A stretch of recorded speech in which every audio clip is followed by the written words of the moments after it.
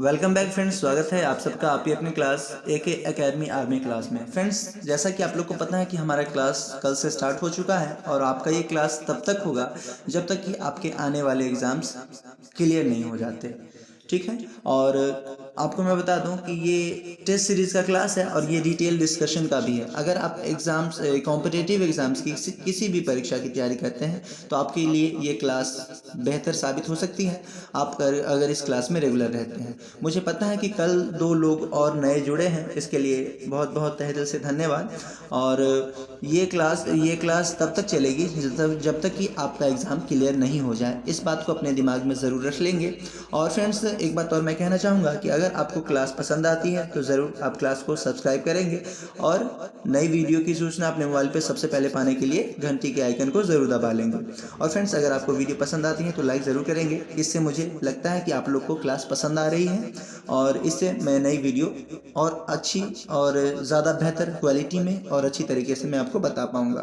तो चलते हैं फ्रेंड्स। और एक बात और कहना चाहूँगा कि कल मैंने एक क्वेश्चन दिया था और उस क्वेश्चन के आंसर जिन भी लोगों ने किए हैं उनके लिए बहुत बहुत धन्यवाद कि आप लोगों ने कुछ आंसर किया है। मैं एक बात और कहना चाहूँगा कि ये जो आंसर आप करते हैं वो आप कहीं से भी कर सकते हैं, देख के भी कर सकते हैं, लेकिन हाँ, आपको आंसर करना है। ऐसा नहीं है कि किसी एक ने कर दिया तो दूसरे नहीं करेंगे। आप सभी लोग अपना अपना आंसर ज़रूर करेंगे। ओके, तो चलते हैं, देखते हैं। पहला जो सवाल है, पाकिस्तान के साथ सर्वाधिक लंबी सीमा वाला भारतीय राज्य कौन है? फ्रेंड्स, यहाँ पे मैंने मानचित्र दे रखा है भारत का। इस क्वेश्चन को डील करने के लिए आपको भारत का मानचित्र अगर आप देखते हैं तो आपको ज़्यादा बेहतर समझ में आएगा, क्योंकि आप अगर फिगर देखते हो तो वो ज़्यादा बेहतर और ज़्यादा समय तक आपके दिमाग में बैठ जाता है वो सवाल। तो चलिए देखते हैं इसका आंसर क्या होगा। भारत के साथ पाकिस्तान के साथ सर्वाधिक लंबी सीमा वाला भारतीय राज्य कौन है? तो इसका आंसर जो होगा फ्रेंड्स, मैं आपको बता दूं, यहाँ पे आप देख रहे होंगे कि ये जो है ये भारत है। ये भारत का मानचित्र है पूरा। ये जो पूरा भारत का मानचित्र है, इसमें पाकिस्तान आप देख रहे हैं कि यहाँ पे ये जो है ये पाकिस्तान है। अब इस पाकिस्तान के साथ लंबी सीमा भारत का कौन सा राज्य बनाता है? तो आप देख रहे होंगे कि यहाँ पे जो है राजस्थान, ये वाला क्षेत्र, ये राजस्थान। ये देखिए, सबसे ज़्यादा लंबी सीमा इस राजस्थान की है जो कि पाकिस्तान से लगती है। तो यही तो आपसे पूछा गया था कि पाकिस्तान के साथ सर्वाधिक लंबी सीमा वाला भारतीय राज्य कौन है? तो आप कहेंगे इजी वे में कि यहाँ पे हमारा आंसर डी होगा, निसंकोच, यानी कि ये वाला राजस्थान। और बाकी भी राज्य हैं जो कि पाकिस्तान के साथ अपने सीमा साझा करते हैं, लेकिन राजस्थान यहाँ पे ज़्यादा सीमा साझा करता है पाकिस्तान के साथ, और वो यही पूछा गया था, तो हमारा आंसर राजस्थान ही होगा। चलते हैं फ्रेंड्स अगले सवाल पे। और जो हमारा अगला सवाल है आप देख रहे होंगे, हमारा अगला सवाल पूछा गया है, भूकंप का अध्ययन क्या कहलाता है? फ्रेंड्स, मैं आपको बता दूं कि भूकंप का अध्ययन क्या कहलाता है। आपको 4 ऑप्शन दिए गए हैं, सिस्मोग्राफ, और उसके बाद है सिस्मोलॉजी, उसके बाद है बैरोमीटर, और लास्ट में है मिलीमीटर। जल्द से करेंगे फ्रेंड्स इसका आंसर। प्रत्येक क्वेश्चन पे आपको 5 सेकंड दिए जाएंगे और ये 5 सेकंड अब स्टार्ट होते हैं।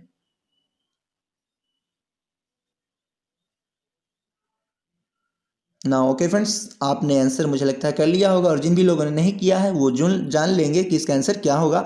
यहाँ पे भूकंप का अध्ययन पूछा गया है, तो भूकंप का अध्ययन जो होता है वो सिस्मोलॉजी होता है, यानी कि ऑप्शन नंबर बी हमारा राइट आंसर है, सिस्मोलॉजी। ओके। और फ्रेंड्स, आपसे अगर पूछा जा सकता है यहीं पे कि भूकंप का जो तीव्रता मापा जाता है, फ्रीक्वेंसी मापी जाती है, वो किससे मापी जाती है? तो सिस्मोग्राफ से मापी जाती है। यानी कि अगर भूकंप की तीव्रता अगर पूछे ना, तीव्रता अगर पूछे तो आप कहेंगे सिस्मोग्राफ, यानी कि ऑप्शन नंबर ए होगा अगर ये तीव्रता पूछे तो। लेकिन यहाँ पे पूछा क्या गया है? यहाँ पे पूछा गया है कि भूकंप का अध्ययन क्या कहलाता है, तो ये सिस्मोलॉजी कहलाता है, यानी कि ऑप्शन नंबर बी हमारा राइट आंसर है। चलते हैं फ्रेंड्स अगले सवाल पे। और ये सवाल नहीं है, ये है नोटिफिकेशन, एक सूचना है आपके लिए। सोशल मीडिया हैंडल्स, आप इंस्टाग्राम पे एके सिंह सर्च कर सकते हैं, या फिर फेसबुक पे एके एकेडमी सर्च कर सकते हैं, या फिर टेलीग्राम चैनल से आर्मी टारगेट बैच 2021 सर्च करके आप टेलीग्राम लिंक से जुड़ सकते हैं। तो चलते हैं फ्रेंड्स आगे देखते हैं। आपसे पूछा गया है यहाँ पे कि कितने भारतीय राज्य, सॉरी फ्रेंड्स, ये मानचित्र थोड़ा सा ऊपर हो गया है इसमें लगाने में, कोई बात नहीं, मैं क्वेश्चन आपको पढ़ दे रहा हूँ, आप समझ लेंगे। कितने भारतीय राज्य पाकिस्तान की सीमा से लगते हैं? यहाँ पे यह सवाल पूछा गया है कि कितने भारतीय राज्य पाकिस्तान की सीमा से लगते हैं। तो आपसे पूछा गया है कि कितने राज्य यानी कि आपसे टोटल राज्य पूछा गया है, ऐसा नहीं किसी एक राज्य के बारे में। तो चलिए देखते हैं। सॉरी, मैं आपको 5 सेकंड देता हूं, आप बताएंगे।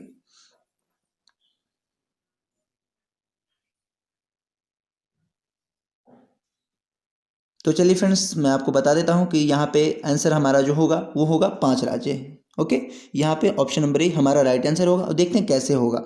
यहाँ पे आप देख रहे होंगे कि ये जो गुजरात है इसकी भी सीमा पाकिस्तान से लग रही है, ये गुजरात की। उसके बाद राजस्थान तो है ही है। उसके बाद आप यहाँ पे देख रहे होंगे पंजाब, ये जो क्षेत्र है ये पंजाब का क्षेत्र है, ये वाला। और उसके बाद आप देख रहे होंगे यहाँ पे जम्मू एंड कश्मीर, ये हो गया। और अंत में है ये लद्दाख। फ्रेंड्स, ये जो लद्दाख आप देख रहे हैं, ये जो मैं मानचित्र आपको दिखा रहा हूँ, ये नया वाला मानचित्र है। पुराने वाले मानचित्र में लद्दाख और जम्मू कश्मीर दोनों अटैच ही था। अब ये नया वाला जो मानचित्र जारी हुआ है उसमें लद्दाख को अलग कर दिया गया, अलग दिखाया गया है। तो आप अगर इन सभी को लेके चलें तो 5, अन्यथा अगर लद्दाख को जम्मू कश्मीर को के साथ लेके चलेंगे तो 4। ओके, ध्यान में रखेंगे। फिलहाल जो इस मैप के अनुसार जो हमारा आंसर होगा वो होगा ऑप्शन नंबर ए। ओके, ध्यान में रखेंगे इस बात को। चलते हैं फ्रेंड्स अगले सवाल पे। और फ्रेंड्स, एक बात और मैं कहना चाहूँगा, आप जितने भी सोशल मीडिया ऐप्स यूज़ करते हैं उस सोशल मीडिया ऐप पे एक बार ज़रूर अपने दोस्तों के बीच इस वीडियो को शेयर करेंगे, ताकि उनको भी ये क्लास के बारे में पता चले और वो भी इस क्लास से जुड़ सकें, और जल्दी से जल्दी हम लोग लाइव क्लास में आ सकें और ज़्यादा से ज़्यादा क्वेश्चन की प्रैक्टिस कर सकें। मैं एक बार फिर से आपके लिए टारगेट बैच लेके आया हूँ कि इस बार आर्मी पार। अगर आप आर्मी की तैयारी करते हैं तो आपके लिए क्लास परफेक्ट है, आप यहाँ पे लगे रहिए। और अगर अन्य किसी भी कॉम्पिटिटिव एग्जाम्स की भी तैयारी करते हैं तो उसके लिए भी आपको ये क्लास काफ़ी हेल्पफुल साबित हो सकता है। चलिए देखते हैं फ्रेंड्स, सुब्रोतो कप पूछा गया। आपको बताना है कि सुब्रोतो कप का संबंध किस खेल से है, फुटबॉल, क्रिकेट, बेसबॉल या फिर हॉकी। जल्द से बताएंगे फ्रेंड्स, आपके पास 5 सेकंड का समय है इस क्वेश्चन का राइट आंसर करने के लिए।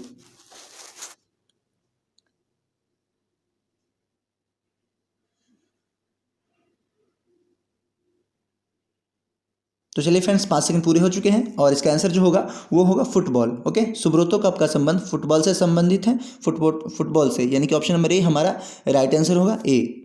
ओके, ध्यान में रखेंगे फ्रेंड्स। एक बात और मैं आपको बता दूं कि जो सुब्रोतो कप है यानी कि ये फुटबॉल से संबंधित है, और फुटबॉल, क्रिकेट और हॉकी इन सभी में जो प्लेयर्स की संख्या होती है, यानी कि ये फुटबॉल हो गया, उसके बाद ये क्रिकेट हो गया और ये हॉकी हो गया, प्लेयर की संख्या अगर आपसे पूछ दे तो आप कहेंगे 11, निसंकोच हमारा यही आंसर होगा। अगर आपसे तीनों में से किसी से भी प्लेयर की संख्या अगर पूछ दे, फुटबॉल में प्लेयर की संख्या कितनी होती है, हॉकी में प्लेयर की संख्या कितनी होती है, प्लेयर का मतलब फ्रेंड्स होता है खिलाड़ी। ओके, तो 11 होती है। चलते हैं फ्रेंड्स अगले सवाल पे। फ्रेंड्स, हमारा जो अगला सवाल है आप देख सकते हैं कि हमसे पूछा गया है कि कोलकाता में सर्वोच्च न्यायालय की स्थापना किस एक्ट के तहत की गई थी। कोलकाता में सर्वोच्च न्यायालय की स्थापना किस एक्ट के तहत की गई थी। 1784 का पियर्स इंडिया एक्ट, 1773 का रेगुलेटिंग एक्ट, 1905 का भारत शासन अधिनियम या फिर 1853 का भारत शासन अधिनियम। 5 सेकंड फ्रेंड्स आपको दिए गए हैं, जल्द से करेंगे इसका राइट आंसर क्या होगा।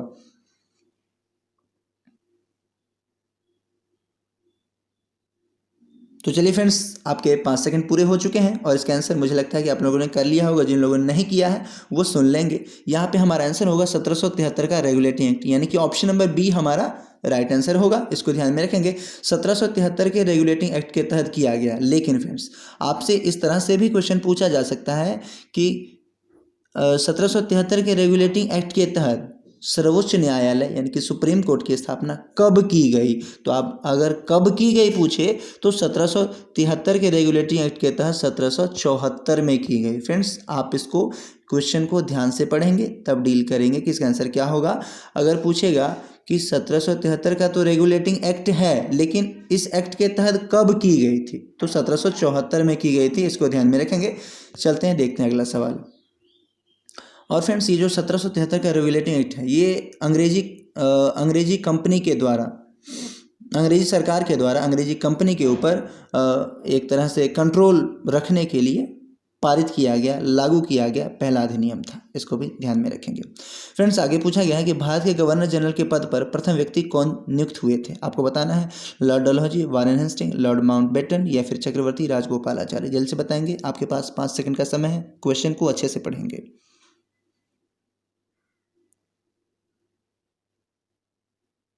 तो चलिए गाइस, आपका 5 सेकंड समाप्त हुआ और मुझे लगता है कि आपने आंसर कर लिया होगा, और जिन लोगों ने नहीं किया है वो सुन लेंगे कि आंसर क्या होगा। तो फ्रेंड्स, यहाँ पे पूछा गया कि भारत के गवर्नर जनरल के पद पर प्रथम व्यक्ति कौन नियुक्त हुए थे।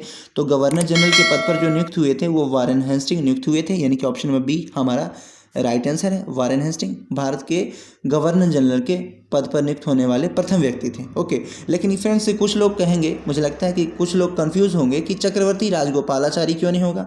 तो फ्रेंड्स, यहाँ पे ध्यान में रखेंगे कि चक्रवर्ती राजगोपालाचारी हमारा आंसर तब होता जब पूछा जाता भारत के प्रथम भारतीय गवर्नर जनरल कौन हुए, तो चक्रवर्ती राजगोपालाचारी। सुनेंगे फिर से, भारत के प्रथम भारतीय गवर्नर जनरल कौन हुए, तो चक्रवर्ती राजगोपालाचारी। लेकिन फ्रेंड्स, यहाँ पे हमसे पूछा गया कि भारत के गवर्नर जनरल के पद पर प्रथम व्यक्ति कौन नियुक्त हुए थे, तो वो था वारेन हेस्टिंग। ओके, यानी कि ऑप्शन नंबर बी हमारा राइट आंसर है। चलते हैं फ्रेंड्स अगले सवाल पे। और फ्रेंड्स, अगर आपको क्लास पसंद आती है तो ज़रूर लाइक करेंगे और अपने दोस्तों के बीच शेयर ज़रूर करेंगे। फ्रेंड्स, आपसे पूछा गया कि सबसे अधिक शंकुधारी वन कहाँ पाए जाते हैं। तो फ्रेंड्स, ये सवाल बहुत ही ईजी है। इसको पहले चलिए 5 सेकंड आपके लिए हैं, बताएंगे इसका आंसर आप लोग क्या करते हैं। आंध्र प्रदेश, मध्य प्रदेश, जम्मू कश्मीर या फिर मद्रास।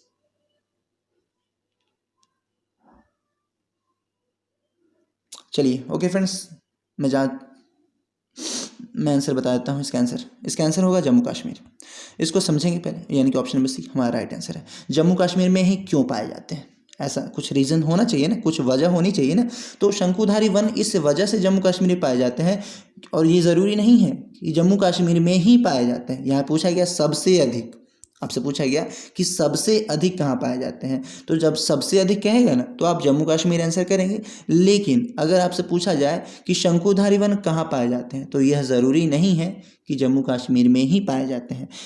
इसको समझेंगे पहले कि जहाँ का तापमान या तो अति निम्न या निम्न होता है, यानी कि वहाँ पे ज़्यादातर जो है ठंड की ही मौसम रहती है। जैसे कि जम्मू कश्मीर को अगर हम लेके चलें, यहाँ पे जो मेरा आंसर मैंने आपको बताया कि सी है, अगर हम जम्मू कश्मीर को लेके चलते हैं तो जम्मू कश्मीर में लगातार बर्फबारी होती रहती है, यानी कि तापमान वहाँ का कभी कभी माइनस में भी चला जाता है। तो इस वजह से ही वहाँ के जो अधिकतर वन होते हैं ना, वो शंकुधारी वन होते हैं। वो इसलिए होते हैं ताकि पेड़ों की सुरक्षा हो सके, पेड़ को क्षति ना पहुँचे।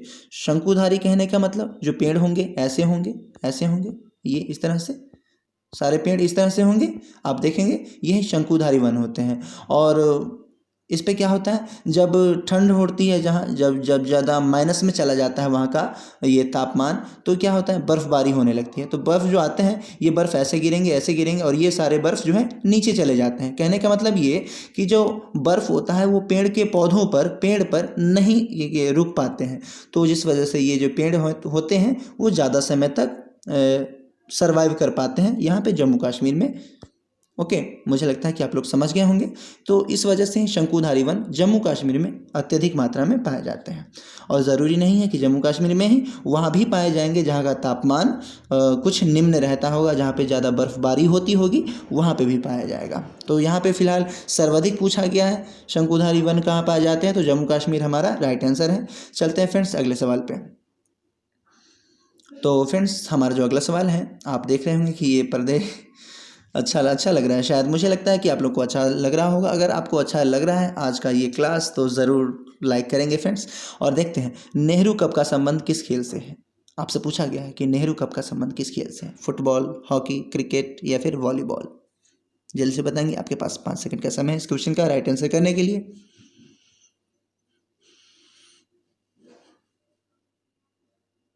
तो चलिए फ्रेंड्स, आपके 5 सेकंड पूरे हो चुके हैं और मैं आपको बता दूं कि इसका आंसर होगा हॉकी। ओके फ्रेंड्स, हॉकी यहाँ पे हमारा राइट आंसर होगा हॉकी। और हॉकी में अभी अभी मैंने बताया कि हॉकी, फुटबॉल और क्रिकेट में प्लेयर की संख्या कितनी होती है, 11 होती है। ओके, चलते हैं फ्रेंड्स अगले सवाल पे। तो फ्रेंड्स, हमारा जो अगला सवाल है, आपसे पूछा गया है कि भारत में अंग्रेजी शिक्षा की शुरुआत किसने की थी। लॉर्ड मैकाले, लॉर्ड डलहौजी या फिर लॉर्ड इरविन या फिर लॉर्ड डफरिन। जल्द से बताएंगे, आपके पास 5 सेकंड का समय है इस क्वेश्चन का राइट आंसर करने के लिए। और फ्रेंड्स, ऐसा नहीं है कि आप आर्मी की ही तैयारी करते हैं तो आपके लिए क्लास परफेक्ट है। आप या तो रेलवे की तैयारी करते हैं, या सीआरपीएफ की तैयारी करते हैं, या बीएसएफ की तैयारी करते हैं, या नेवी की तैयारी करते हैं, आप किसी भी कॉम्पिटेटिव एग्जाम्स की तैयारी करते हैं, तो उसमें ये क्लास आपको हेल्पफुल ज़रूर होगा। आप जाकर के क्वेश्चन, प्रीवियस ईयर का क्वेश्चन देख लेंगे, उसमें जो भी क्वेश्चन मैं आपको करवा रहा हूँ ये सारे आपको डेली आने वाले हैं। ओके, और डेली डिफरेंट डिफरेंट क्वेश्चन आएंगे। ऐसा नहीं है कि आज जो मैंने कराया कल भी वही क्वेश्चन रहेगा, ऐसा नहीं है।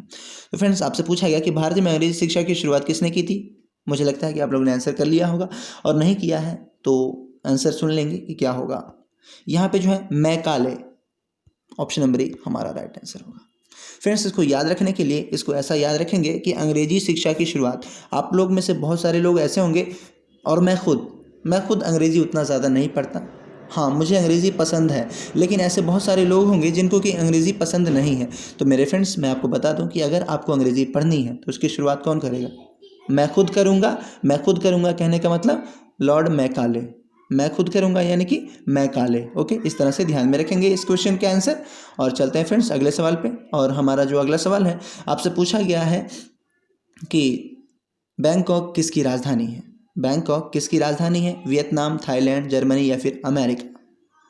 जल्द से बताएंगे फ्रेंड्स, आपके पास 5 सेकंड का समय है इस क्वेश्चन का राइट आंसर करने के लिए।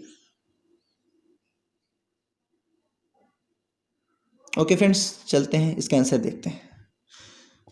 फ्रेंड्स, यहाँ पे जो हमारा आंसर होगा इसका, बैंकॉक किसकी राजधानी है आपसे पूछा गया है, तो बैंकॉक जो है ये थाईलैंड की राजधानी है, ध्यान में रखेंगे, यानी कि ऑप्शन नंबर बी हमारा राइट आंसर है, ध्यान में रखेंगे इसको। चलते हैं फ्रेंड्स अगले सवाल पे। और फ्रेंड्स, जो हमारा अगला सवाल है, आपसे पूछा गया कि भारत में ऊनी वस्त्र का कारखाना सर्वप्रथम कहाँ पर स्थापित किया गया था। भारत की बात हो रही है, भारत में गोरखपुर, कानपुर, सूरजपुर या फिर लखनऊ? जल्द से बताएंगे, आपके पास 5 सेकंड का समय है।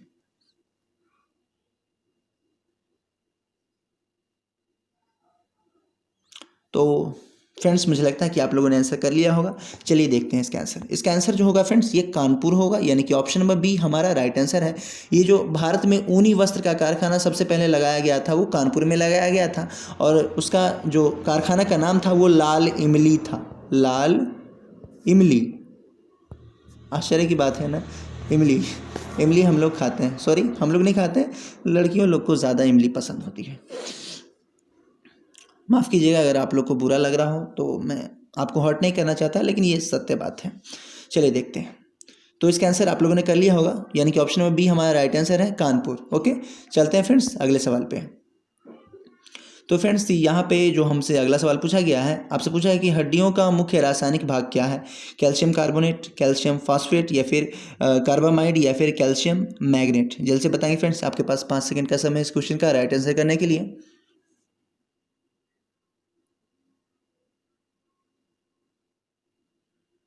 Okay friends, time out. यहाँ पे ध्यान में देंगे कि इसका जो राइट आंसर होगा, हड्डियों का मुख्य रासायनिक भाग क्या है। जिन लोगों ने आंसर कर लिया अच्छी बात है, नहीं किया वो सुन लेंगे कि इसका राइट आंसर क्या होगा। कैल्शियम फॉस्फेट, यानी कि option number B calcium phosphate जो है यहाँ पे हमारा राइट आंसर है। हड्डियों का मुख्य रासायनिक भाग है वो कैल्शियम फॉस्फेट है। लेकिन फ्रेंड्स, ये जो ऑप्शन में कुछ लोग कंफ्यूज हो गए होंगे, मुझे पता है। कैल्शियम कार्बोनेट और कैल्शियम फॉस्फेट, बहुत सारे लोग ऐसे होंगे ये दोनों में कंफ्यूज होंगे। तो मैं आपको बता दूं कि ये जो कैल्शियम कार्बोनेट है ना, ये कैल्शियम कार्बोनेट यानी कि ऑप्शन नंबर ए, ये कैल्शियम कार्बोनेट, फिलहाल यहाँ पे हमारा आंसर बी है। कैल्शियम कार्बोनेट के बारे में मैं बता रहा हूँ कि कैल्शियम कार्बोनेट जो है ये अंडे का जो ऊपरी भाग होता है, ऊपरी परत होता है, वो कैल्शियम कार्बोनेट का बना होता है, इसको ध्यान में रखेंगे। और जो संगमरमर होता है ना, संगमरमर पत्थर, वो किसका बना होता है? कैल्शियम कार्बोनेट का बना होता है। ओके, ध्यान में रखेंगे इस बात को। ये भी एक क्वेश्चन ही है, ये पूछा जाता है, इसलिए इसको भी ध्यान में रखेंगे। ऐसा ज़रूरी नहीं है फ्रेंड्स कि ये मैं 22 से 25 क्वेश्चन जो आपको करवा रहा हूँ, ये 22 से 25 क्वेश्चन ही हैं। ये कम से कम 2 से 3 क्वेश्चन मैं आपको प्रत्येक क्वेश्चन में बता रहा हूँ। तो इसको आप कैलकुलेट नहीं करेंगे कि ये केवल 20 ही क्वेश्चन है या 22 ही क्वेश्चन है, ऐसा नहीं करेंगे। ओके, चलते हैं फ्रेंड्स अगले सवाल पे। फ्रेंड्स, अगला हमारा सवाल आपसे पूछा गया है कि गरीबी हटाओ का नारा किसने दिया था। जल्द से बताएंगे। महात्मा गांधी, सरोजिनी नायडू, इंदिरा गांधी या फिर राजेंद्र प्रसाद? आपके 5 सेकंड प्रारंभ होते हैं। फ्रेंड्स, मैं चाहूँ तो यहाँ पे टाइमर लगा सकता हूँ, पर उसमें थोड़ा सा ज़्यादा समय लग जाएगा, और मुझे लगता है कि ये सब फालतू का काम करना ज़्यादा बेहतर नहीं। हमको पढ़ने आया है तो ज़्यादा पढ़ने पे ध्यान देंगे। तो चलिए इसका आंसर देखते हैं। गरीबी हटाओ का नारा जो है फ्रेंड्स, एक बात और मैं बता दूँ कि गरीबी हटाओ देश बचाओ, पूरा जो इसका स्टेटमेंट है, ये गरीबी हटाओ इंदिरा गांधी के द्वारा दिया गया था। गरीबी हटाओ देश बचाओ का नारा, पूरा स्टेटमेंट ये है कि गरीबी हटाओ देश बचाओ का नारा, तो ये इंदिरा गांधी ने दिया था, इसको ध्यान में रखेंगे, इंदिरा गांधी। यानी कि ऑप्शन नंबर सी हमारा राइट आंसर है। जिन भी लोगों ने सी किया है बहुत बहुत धन्यवाद, आपका आंसर सही है। चलिए देखते हैं अगला सवाल। तो फ्रेंड्स हमारा अगला जो सवाल पूछा गया आपसे कि सिकंदर का जन्म कब हुआ था। आपको बताना है कि सिकंदर का जन्म कब हुआ था। 356 ईसा पूर्व, 825 ईसा पूर्व, या फिर 255 ईसा पूर्व, या फिर 126 ईसा पूर्व। 5 सेकंड आपको दिए गए हैं, जल्द से करेंगे। इसका राइट आंसर क्या होगा? सिकंदर का जन्म का नाम, सॉरी जन्म का नाम नहीं होगा, बचपन का नाम। सही बात है, कोई बात नहीं, जन्म का या बचपन का। ओह सॉरी, यहाँ पूछा गया कि सिकंदर का जन्म कब हुआ था, मैं कुछ और पढ़ रहा हूँ, तो जल्द से बताएंगे। चलिए देखते हैं इसका आंसर। देखते हैं फ्रेंड्स कि सिकंदर का जन्म कब हुआ था। तो यहाँ पे 356 जो दिया गया है, यानी कि ऑप्शन नंबर, सॉरी एक मिनट,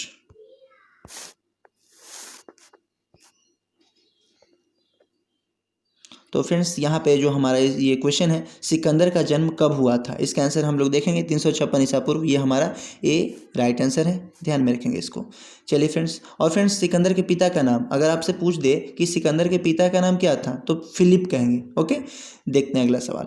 फ्रेंड्स अगला जो सवाल आपसे अगर पूछा जाए कि ईसा मसीह ने अपने जीवन के प्रथम 30 वर्ष किस रूप में बिताए थे, तो इसका आंसर क्या करेंगे? ऑप्शन नंबर ए, संत के रूप में, विद्यार्थी के रूप में, बढ़ई के रूप में, या फिर शिक्षक के रूप में। जल्द से करेंगे, इसका राइट आंसर क्या होगा? आपके पास 5 सेकंड का समय है।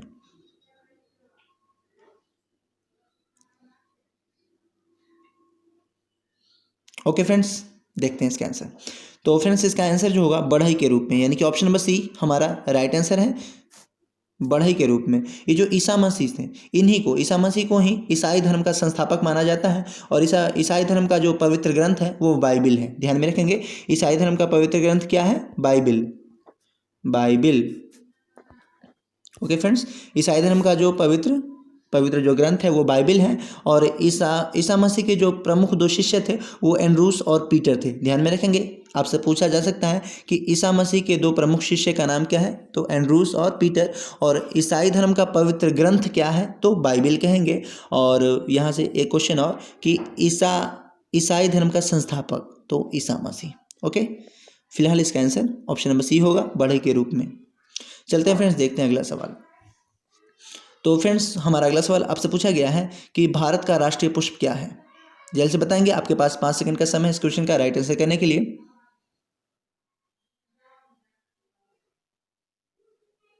चलिए फ्रेंड्स, मैं आपको बताता हूँ इसका राइट आंसर क्या होगा। मुझे लगता है बहुत सारे लोग इसका आंसर जानते भी होंगे, लेकिन चलिए जो लोग नहीं जानते वो सुन लेंगे फिर से कि इसका राइट आंसर क्या होगा। भारत का राष्ट्रीय पुष्प कौन सा है, तो यहाँ पे हमारा आंसर होगा ये कमल, यानी कि ऑप्शन नंबर बी हमारा राइट आंसर होगा, कमल। और इसका फ्रेंड्स आपसे पूछा जा सकता है कि कमल का वैज्ञानिक नाम क्या है, तो नीलम्बो न्यूसीफेरा। ध्यान में रखेंगे, नीलम्बो न्यूसीफेरा, नीलम्बो न्यूसीफेरा। ओके फ्रेंड्स, ध्यान में रखेंगे, जो कमल का जो वैज्ञानिक नाम है वो नीलम्बो न्यूसीफेरा है, यानी कि ऑप्शन नंबर बी हमारा राइट आंसर है, ध्यान में रखेंगे। चलते हैं फ्रेंड्स अगला सवाल पे। तो फ्रेंड्स अगला जो सवाल आपसे पूछा गया है कि स्लम डग मिलियनेयर फिल्म के निर्देशक यानी कि डायरेक्टर कौन है? सचिंद्र सान्याल, डैनी बॉयल, या फिर रिकी पॉन्टिंग, या फिर सत्येंद्र दत्त। जल्द से बताएंगे फ्रेंड्स, आपके पास केवल 5 सेकंड का समय है इस क्वेश्चन का राइट आंसर करने के लिए।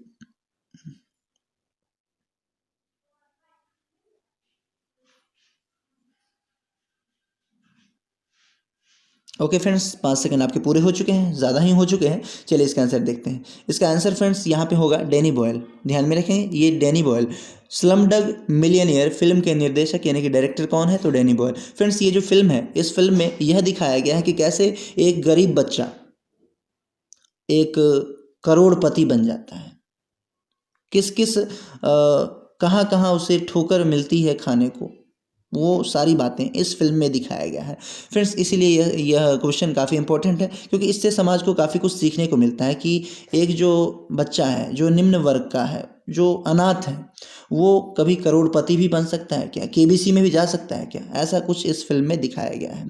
तो मैं चाहूँगा कि अगर आप फिल्म देखते हैं तो ये फिल्म आपके लिए ज़रूर है, आप इसको ज़रूर देखें एक बार, और ज़रूर इससे आपको बहुत कुछ सीखने को मिलेगा। चलते हैं फ्रेंड्स अगले सवाल पे। चलिए फ्रेंड्स, ये जो विवेकानंद के बचपन का नाम क्या था? नरेंद्र कुमार, नरेंद्र दत्त, राहुल देव या फिर अमरेंद्र देव? जल्द से बताएंगे फ्रेंड्स, आपके 5 सेकंड स्टार्ट होते हैं। फ्रेंड्स, आपको अगर क्लास पसंद आती है तो क्लास को लाइक, शेयर, सब्सक्राइब ज़रूर करेंगे और अपने दोस्तों के बीच शेयर ज़रूर करेंगे ताकि हम लोग लाइव क्लास में आ सकें। लाइव क्लास का कंडीशन जो फुलफ़िल होना है वो हो जाए जल्दी से जल्दी, ताकि हम ज़्यादा से ज़्यादा क्वेश्चन कर सकें। तो फ्रेंड्स चलिए, इसका आंसर होगा फ्रेंड्स नरेंद्र दत्त। ध्यान में रखेंगे, नरेंद्र दत्त, यानी कि ऑप्शन नंबर बी हमारा राइट आंसर है। विवेकानंद के बचपन का नाम नरेंद्र दत्त था। चलते हैं फ्रेंड्स अगले सवाल पे और देखते हैं कि अगला सवाल क्या है। फ्रेंड्स, अगला सवाल है, लोकसभा की पहली महिला अध्यक्ष कौन हुई? रीता फारिया, मीराबेन, मीरा कुमार या संतोष यादव? जल्द से बताएंगे फ्रेंड्स, आपके पास 5 सेकंड का समय है इस क्वेश्चन का राइट आंसर करने के लिए।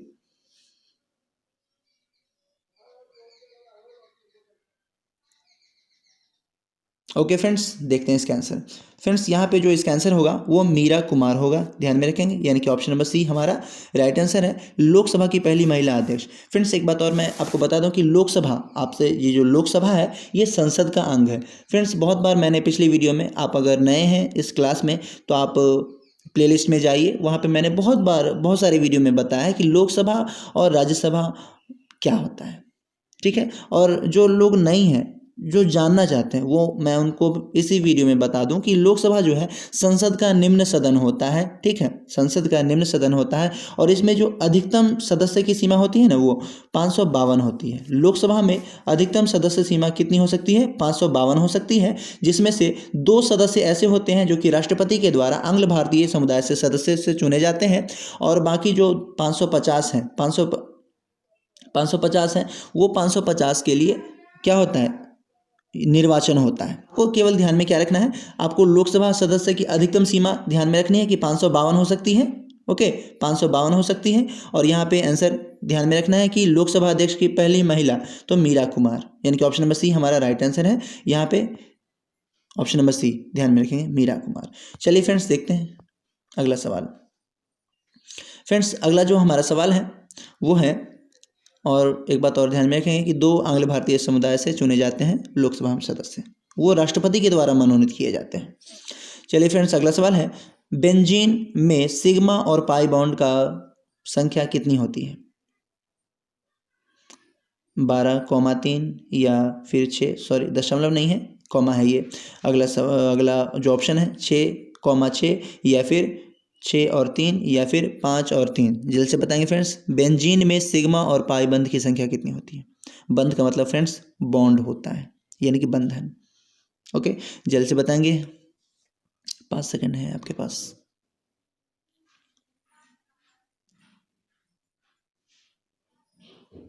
ओके फ्रेंड्स, यहाँ पे आंसर मैं आपको बता दूं कि यहाँ पे हमारा आंसर जो होगा वो होगा 12 और 3।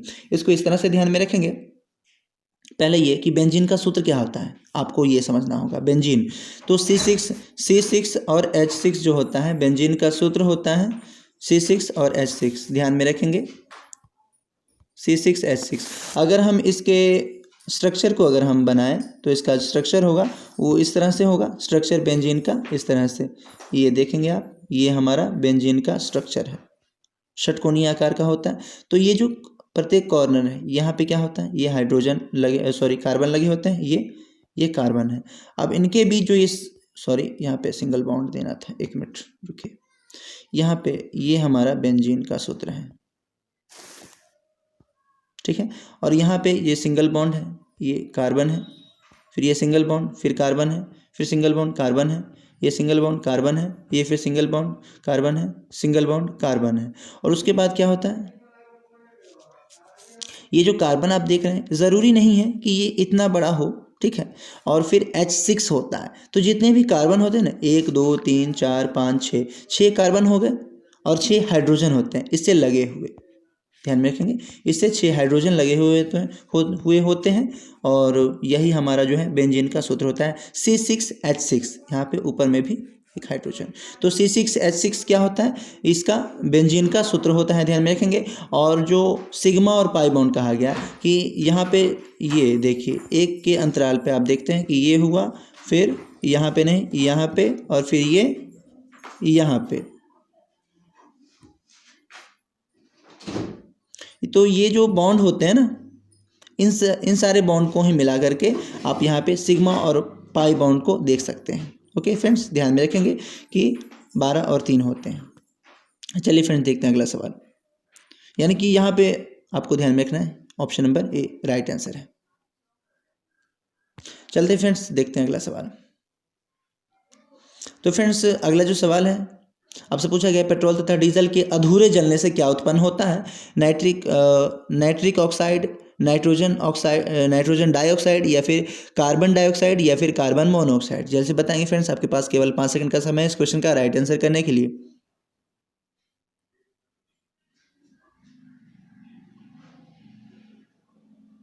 ओके फ्रेंड्स देखते हैं इसका आंसर। इसका आंसर फ्रेंड्स यहाँ पे होगा कार्बन मोनोऑक्साइड, यानी कि ऑप्शन नंबर डी।